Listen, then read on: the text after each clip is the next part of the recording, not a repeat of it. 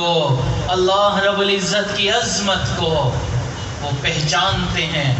ہم چونکہ نہیں جانتے اس لیے ہم لاپرواہی والی زندگی گزار رہے ہوتے ہیں۔ اس امت میں اہل سنت والجماعت کا عقیدہ ہے کہ سب سے زیادہ انبیاء کرام کے بعد جو بڑی شخصیت ہیں وہ حضرت سیدنا ابو بکر صدیق رضی اللہ تعالیٰ عنہ کی ہے، خلیفہ اول ہے۔ اس امت میں سب سے بڑی شخصیت ان کی ہے، لیکن بعض مرتبہ ان کے حالات زندگی میں لکھا ہے اکیلے تنہائی میں بیٹھے ہوتے تھے، جس کو گوشہ تنہائی کہا جائے گا۔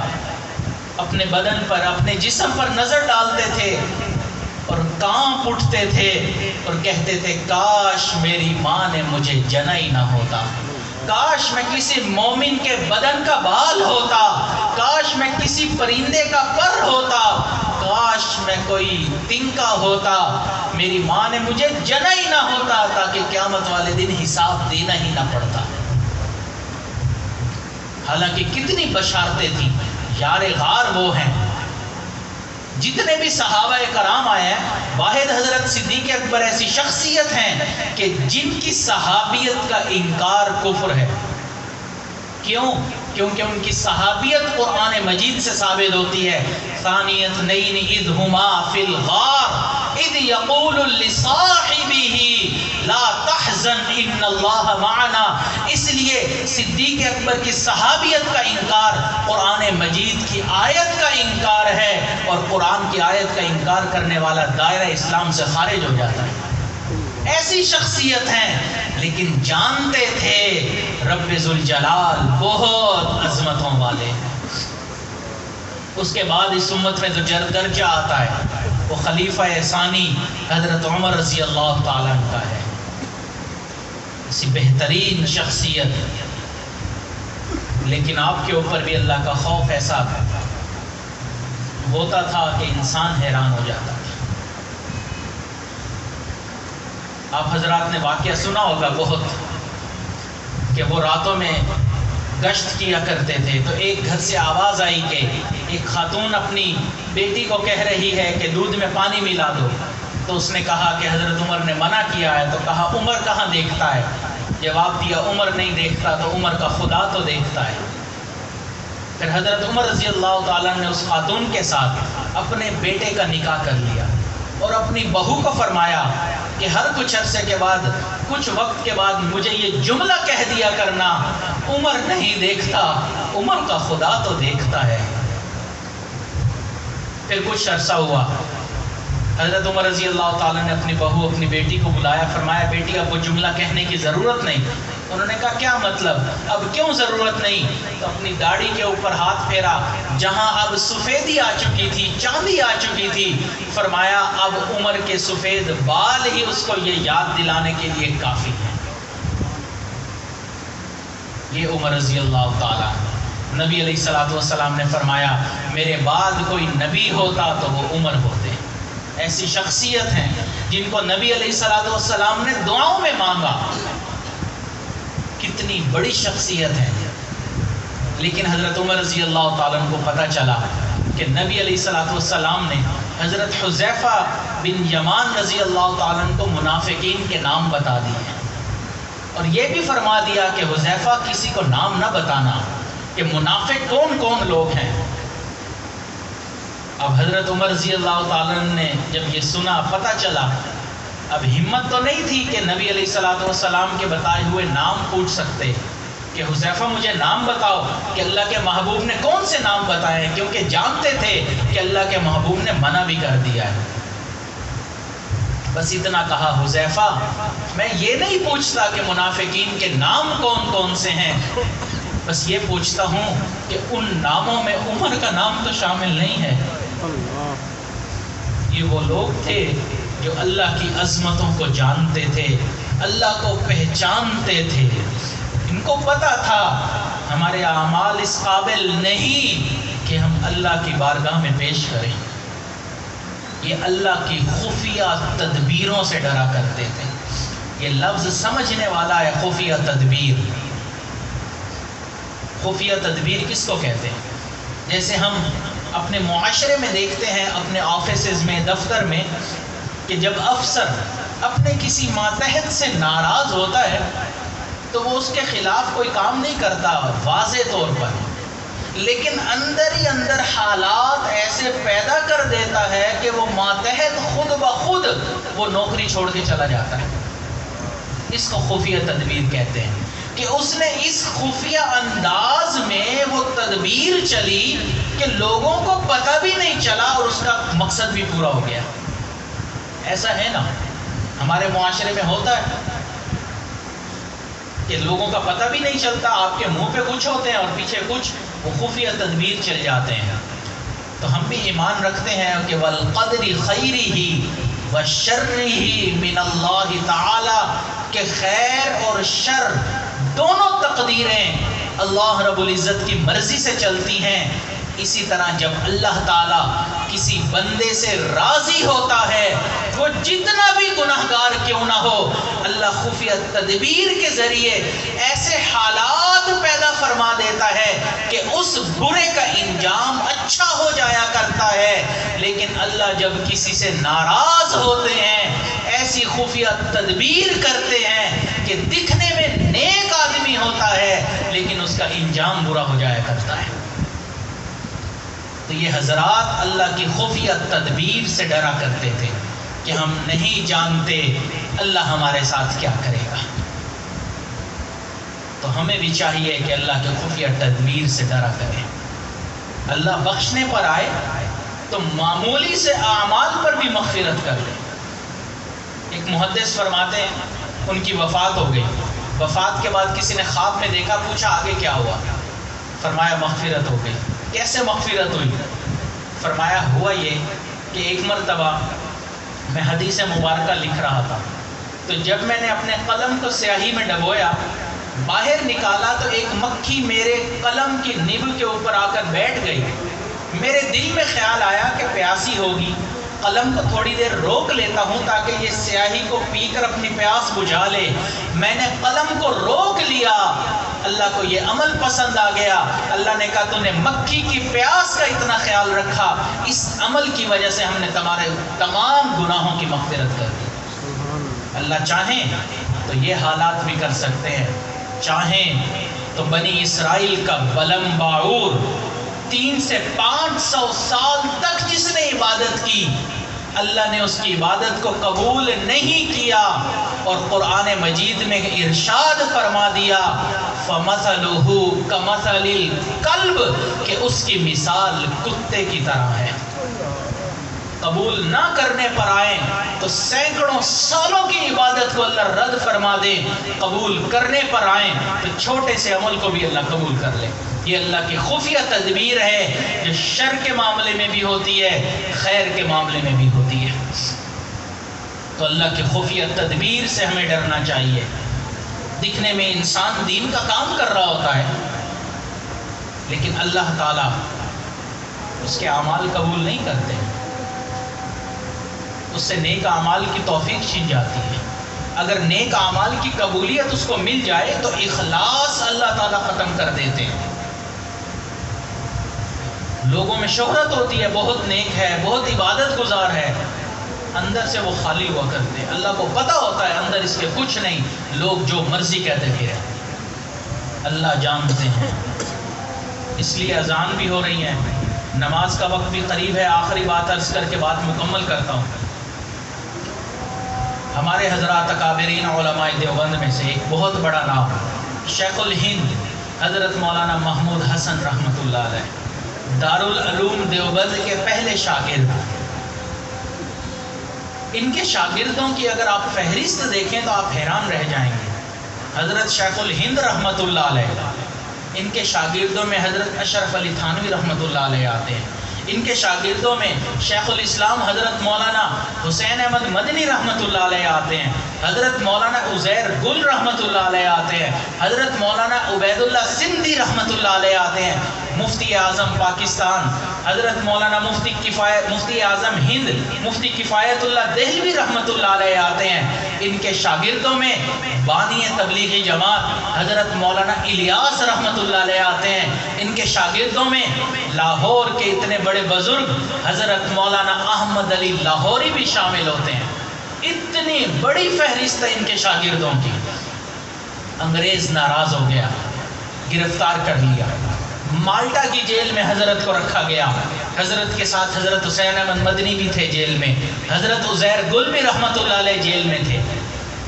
وقت گزرتا گیا، حضرت کو بہت تکلیفیں پہنچائی گئیں، فقط اس لیے کہ وہ انگریز کے خلاف تھے. انگریز کہتا تھا کہ تم ہماری خلاف بات کرنا چھوڑ دو، ہم تمہیں اذیتیں دینا چھوڑ دیں گے. فرمایا یہ ممکن نہیں ہے. ایک وقت ایسا آیا کہ حضرت شیخ الہند رحمت اللہ علیہ کو آگ کے انگاروں پر لٹا دیا گیا. اب آپ بتائیں کہ اگر گوشت کو ہم اپنے سامنے دیکھتے ہیں، بکرے کے، گائے کے گوشت کو جب آگ پر رکھا جاتا ہے کیا حالت ہوتی ہے، زندہ انسان کو رکھا جائے تو کیا ہوگا.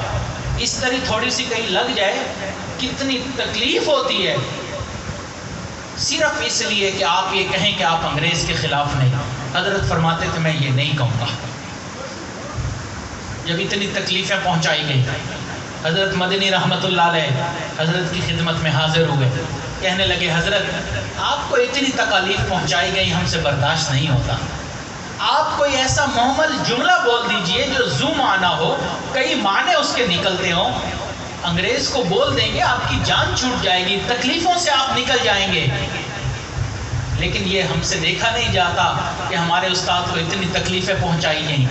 جب حضرت مدنی رحمت اللہ علیہ نے یہ بات کہی، حضرت شیخ الہند رحمت اللہ علیہ لیٹے ہوئے تھے، اٹھ کے بیٹھ گئے، فرمانے لگے حسین احمد میں روحانی بیٹا ہوں حضرت بلال کا جن کے اوپر پتھر رکھ دیا گیا تھا. میں روحانی بیٹا ہوں بی بی سمیہ کا جن کو ایک پاؤں کو ایک اونٹ کے ساتھ، دوسرے پاؤں کو دوسرے اونٹ کے ساتھ باندھ کر مخالف سمت میں چلا کر ان کو درمیان سے چیر دیا گیا تھا. میں روحانی بیٹا ہوں امام اعظم ابو حنیفہ کا جن کا جنازہ جیل سے نکلا تھا. حسین احمد میں روحانی بیٹا ہوں احمد ابن حنبل کا جن کو کوڑے لگائے گئے تھے. میں روحانی بیٹا ہوں امام مالک کا جن کے چہرے پر کالک مل کر وقت کے بادشاہ نے گدھے پر بٹھا کر پورے مدینہ میں گھمایا تھا. میں روحانی بیٹا ہوں مجدد الفسانی کا جن کو 1 سال بادشاہ نے گلیار قلعے میں قید کیے رکھا تھا. میں روحانی بیٹا ہوں شاہ ولی اللہ محدث دہلوی کا جن کے ناخن ان کی جڑوں سے نکال دیے گئے تھے. حسین احمد یہ میرے سینے سے جان تو نکال سکتے ہیں، میرے سینے سے ایمان نہیں نکال سکتے.